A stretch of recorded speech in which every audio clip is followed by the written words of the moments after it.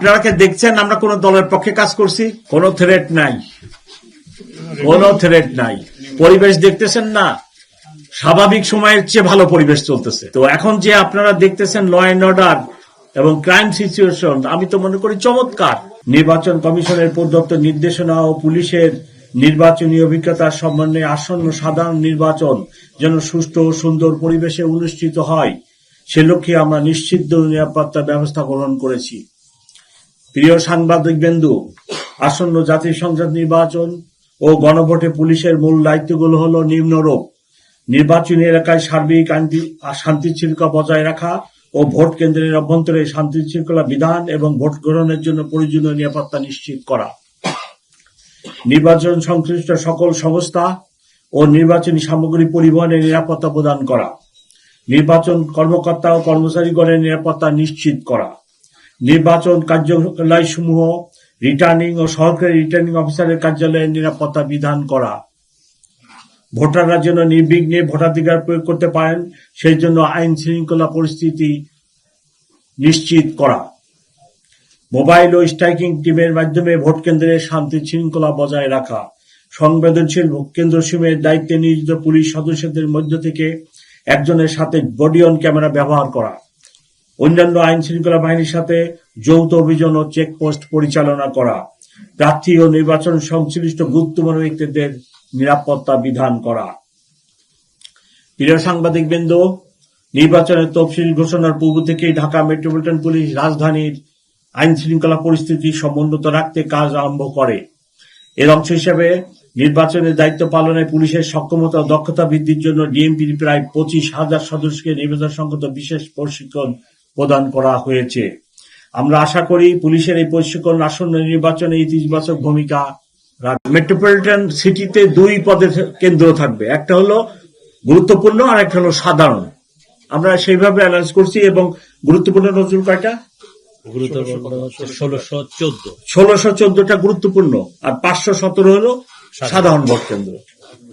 এইভাবে আমরা ইলেকশন কমিশনের পরিপত্র অনুযায়ী আমরা বিভাগ করছি। এই যে এই সমস্ত রিমোট এলাকা যেখানে রাস্তাঘাট সরু,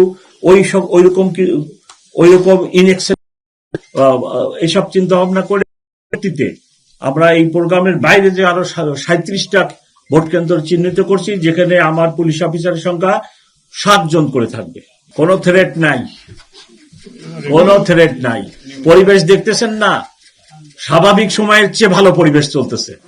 ক্রাইম নাই, ল অ্যান্ড অর্ডার সমস্যা নাই, রাস্তা ব্লকিং নাই, খুবই ভালো পরিবেশ। 3 কোটি লোকের শহর। জাতিসংঘ 1-2 মাস আগে দেখলেন না, ঢাকা শহরের লোক সংখ্যা বলছে 3,63,00,000। এইরূপ একটি শহরে আমরা পুলিশিং করি, যেখানে বেকারত্ব আছে, যেখানে ভাসমান লোক আছে, যেখানে নানা ধরনের সমস্যা আছে। এইরূপ একটি শহরে আমরা পুলিশিং করি। তো এখন যে আপনারা দেখতেছেন ল অ্যান্ড অর্ডার এবং ক্রাইম সিচুয়েশন, আমি তো মনে করি চমৎকার। আমাদের সব প্রস্তুতি আছে, প্রশ্নবিদ্ধ হওয়ার সুযোগ নেই। আর একটা গেম যখন হয়, একদল পরাজিত হয়, একদল জয়লাভ করে।